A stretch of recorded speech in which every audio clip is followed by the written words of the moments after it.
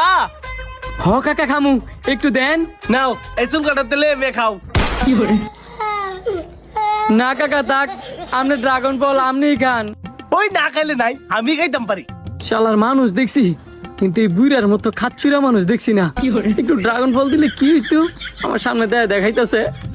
আরে দেখো তো মনে হইতাছে, হ্যাঁ আমার মনে মনে অভিশাপ দিতেছে। হ্যাঁ যদি মনে মনে অভিশাপ দেয় পরে তো আমার পেট খারাপ করবো।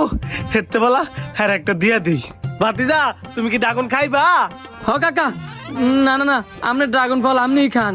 আরে এবার কার চুলকা দিতাম না। এই নাও খাও। সত্যি সত্যি দিতেছে।